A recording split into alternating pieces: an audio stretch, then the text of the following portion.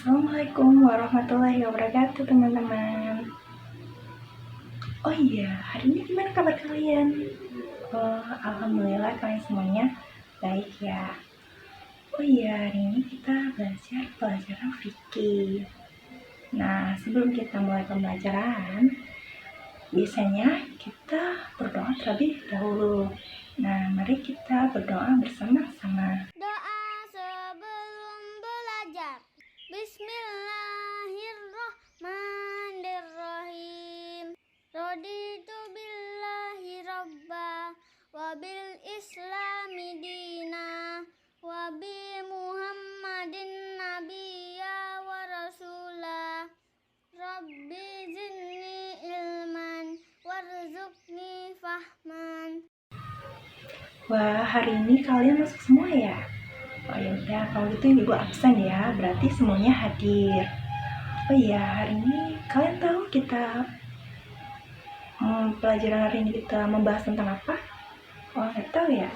Hari ini kita membahas tentang sholat berjamaah dan hikmahnya.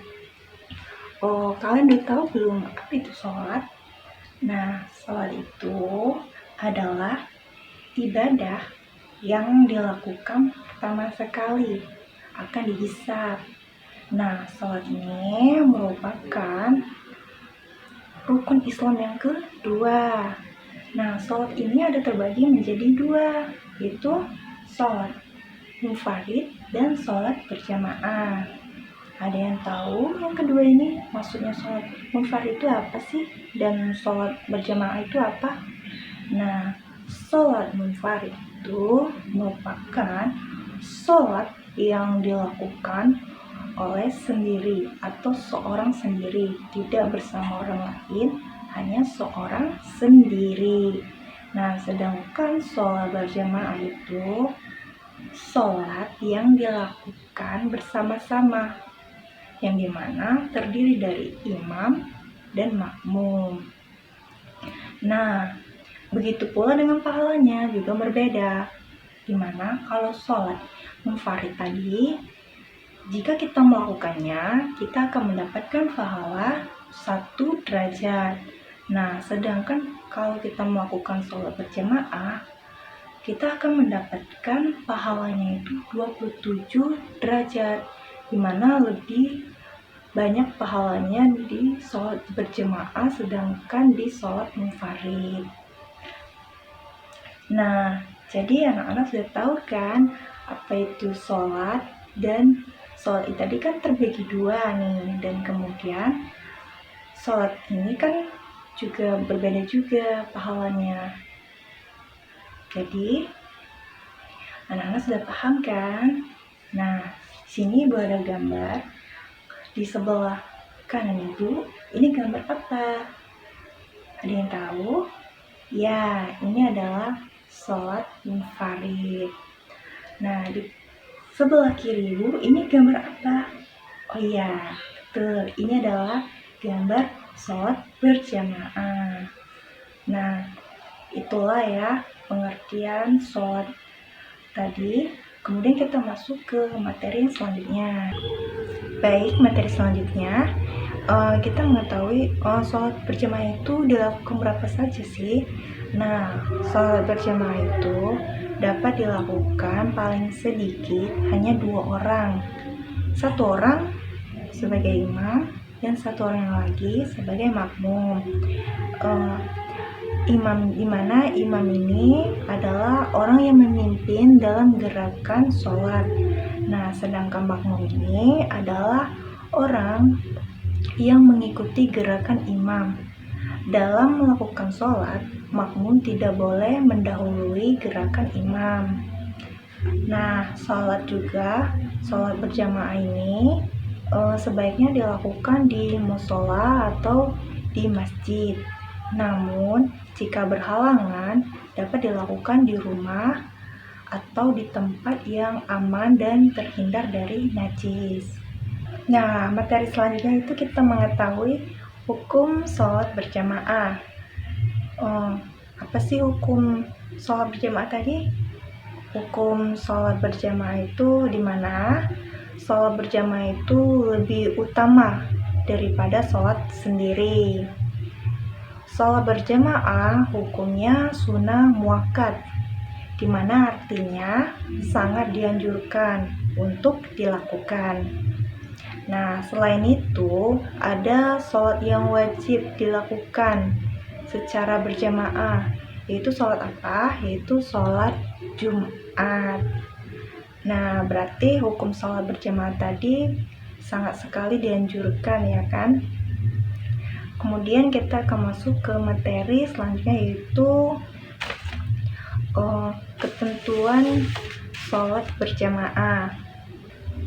Ketentuan sholat berjamaah, yang dimana ketentuan sholat berjamaah itu ada terbagi 6. Yang pertama, pahala sholat berjamaah lebih utama.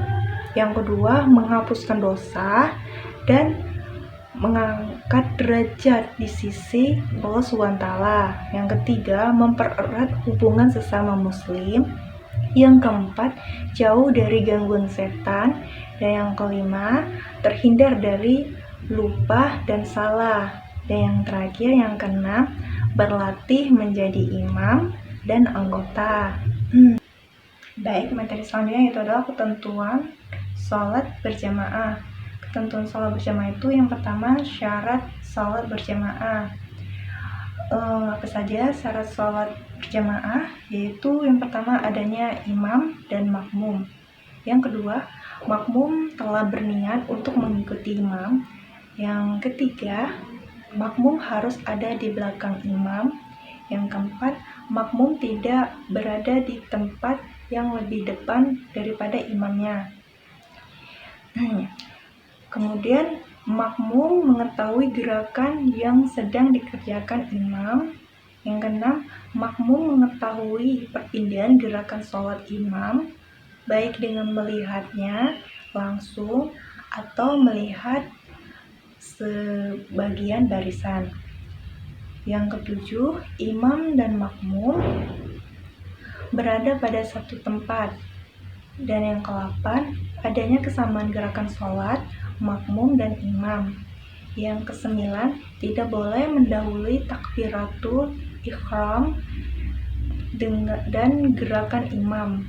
Dan yang ke-10, tidak boleh ketinggalan 2 gerakan rukun yang dilakukan imam.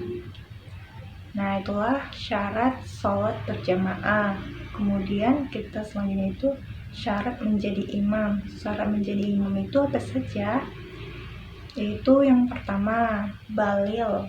Yang kedua, berakal sehat. Yang ketiga, memahami ketentuan sholat. Yang keempat, qori. Yang kelima, paling menguasai dan mengamalkan agama. Yang keenam, berakhlakul karimah. Dan yang ketujuh, paling tua. Baik, itulah syarat menjadi imam. Kemudian ada juga syarat menjadi imam itu yang boleh menjadi imam. Yang pertama itu laki-laki yang mengimami laki-laki. Kemudian laki-laki yang mengimami perempuan. Kemudian perempuan mengimami perempuan. Kemudian perempuan mengimami anak-anak. Dan yang terakhir itu anak-anak laki-laki mengimami anak laki-laki atau serta anak perempuan. Berikut ada juga yang tidak boleh menjadi imam, yaitu yang pertama, perempuan yang mengimami laki-laki. Dan yang kedua, orang yang tidak fasih bacaan Al-Quran, yang dimana mengimami orang yang telah fasih dalam bacaan Al-Quran. Fasih itu maksudnya itu lancar dalam bacaan Al-Quran, itu bisa membaca dalam bacaan Al-Quran. Kemudian syarat menjadi makmum. Apa saja syarat menjadi makmum? Syarat menjadi makmum itu makmum berniat menjadi imam. Yang kedua, tidak boleh mendahului gerakan imam. Yang ketiga, mengetahui gerakan imam. dengan melihat, mendengar, atau mengikuti jamaah lain. Yang keempat, makmum mengetahui keadaan imam, apakah imam merupakan penduduk setempat atau musafir. Dan yang kelima, tidak boleh berdiri di depan imam. Nah, itulah syarat menjadi imam dan makmum.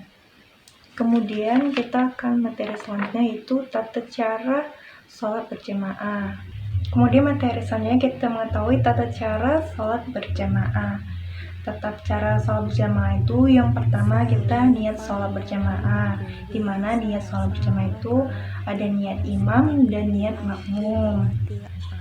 Nah, berikut ada Ibu cuplikan niat imam dan makmum. Maghribi salasa rokaatim mustaqbilal qiblati adaan makmuman lillahi ta'ala.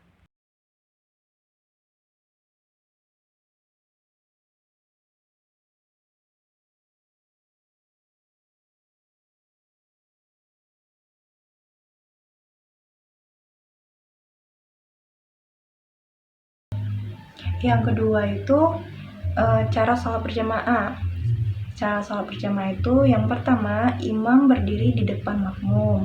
Yang kedua, imam takbiratul ikram, makmum mengikuti. Kemudian yang ketiga, imam ruku, makmum juga ikut ruku. Kemudian keempat, imam sujud, makmum juga ikut sujud. Yang kelima, makmum tidak boleh mendahului gerakan imam. Yang keenam, makmum mendengarkan surat yang dibaca imam. Yang ketujuh, makmum membaca amin saat imam selesai membaca surat Al-Fatihah. Yang kedelapan, saat iktidal setelah imam membaca Samiallahu liman hamidah, makmum membaca Rabbanakal hamdu. Kemudian yang kesembilan, jika imam laki-laki, makmumnya laki-laki, dan wanita, maka posisi makmum laki-laki itu di depan makmum perempuan. Kemudian yang ke-10, jika imam dan makmumnya perempuan, makmum bersetempat di samping kanan dan kiri imam. Yang ke-11, saat imam membaca surat Al-Fatihah atau surat lainnya, makmum harus mendengarkan. Nah, itulah tata cara sholat berjamaah. Dan materi selanjutnya itu kita akan mengetahui posisi sholat berjamaah. Posisi sholat berjamaah terdiri dari 2 orang ataupun lebih dari 2 orang.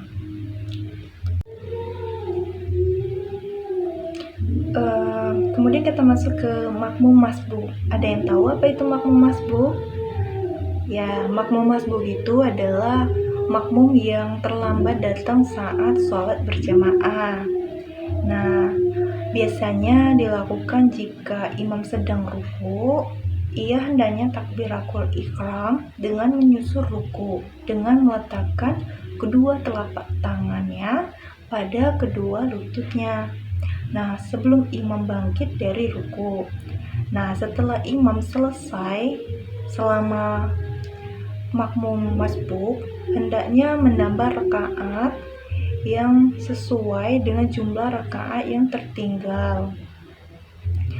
Nah, jadi makmum masbuk itu merupakan adalah makmum yang terlambat datang saat sholat berjamaah. Kemudian itu hikmah sholat berjamaah. Hikmah sholat berjamaah itu apa saja? Terdiri ada yang pertama, memperoleh pahala atau kebaikan 27 derajat lebih tinggi daripada sholat sendiri.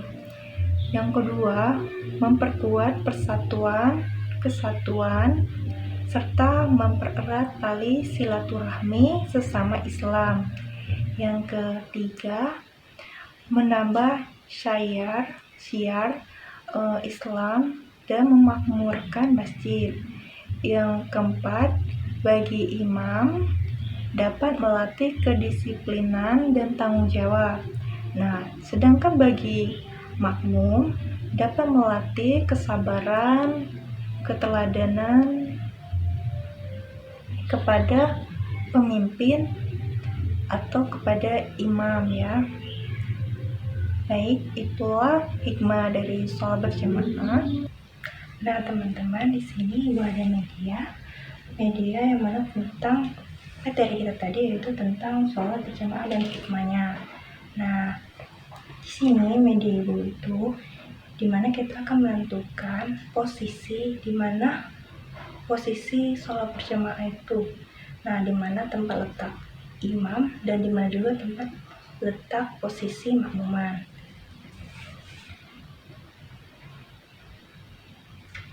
Nah, ini ada gambar imam. Nah, imam ini biasanya posisinya itu ada di depan sekali dan tidak boleh sebaris dengan makmuman. Berarti beradanya di depan sekali.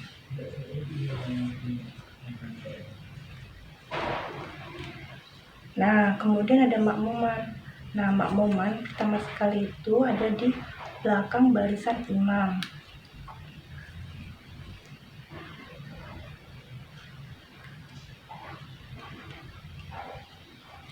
Dan dilanjutkan lagi dengan dimulai dari barisan makmuman saf dari kanan.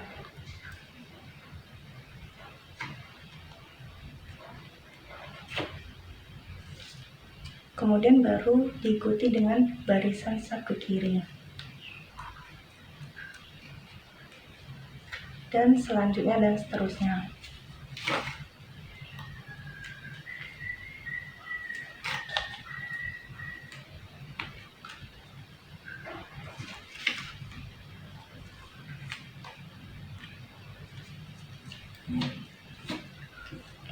Posisi makmuman wanita itu tidak boleh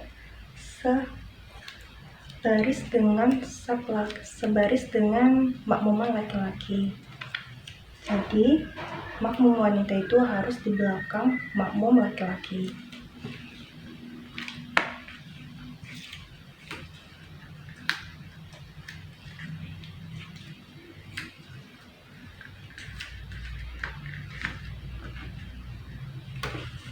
Nah, itulah urutan posisi sholat berjamaah.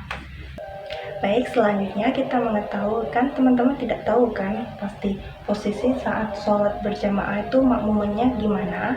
Nah, itu yang pertama, saat saf atau barisan posisi makmuman itu harus di belakang imam. Nah, seperti ini kan makmumannya dan ini imamnya. Nah, kemudian saf barisan makmuman dimana cara makmuman itu kedua kakinya itu, telapak kakinya harus rapat, kemudian kedua sikunya itu harus berdekatan atau sampingan dengan jamaah lainnya. Nah, kemudian makmuman harus memenuhi bagian saf di depan, kemudian baru diikuti dengan di barisan belakang. Nah, teman-teman bisa melakukannya atau mempraktekannya mau di rumah atau di musola tempat lainnya saat melakukan sholat berjamaah. Nah, jadi kita mengetahui lagi ya, kita ingat lagi bahwa sholat itu ada terbagi dua tadi. Yang pertama ada sholat munfarid dan sholat berjamaah. Nah, ini sholat kayak munfarid kan contohnya. Nah, ini contohnya sholat berjamaah. Nah, munfarid itu tadi sholat yang dilakukan sendiri, sedangkan sholat berjamaah tadi yaitu artinya sholat yang dilakukan bersama-sama, yang dimana terdiri dari imam dan makmuman. Nah, dimana juga berbeda juga pahalanya dimana kalau kita melakukan sholat munfarid atau melakukan sholat sendiri, itu pahalanya kita akan mendapatkan pahala 1 derajat. Nah, sedangkan kita melakukan sholat berjamaah, kita akan mendapatkan pahala lebih banyak daripada pahala sholat sendiri tadi, yaitu 27 derajat. Nah, dimana juga kita melakukan sholat ini dapat dilakukan di rumah atau maupun di masjid ataupun di tempat-tempat lain yang dimana aman dan terhindar dari najis. Nah, itulah penjelasan dari Ibu. Sebelum kita menutup pembelajaran pada hari ini, alangkah baiknya kita bersama-sama mengucapkan lafaz hamdalah, alhamdulillahirabbil alamin. Ibu akhiri, wassalamualaikum warahmatullahi wabarakatuh.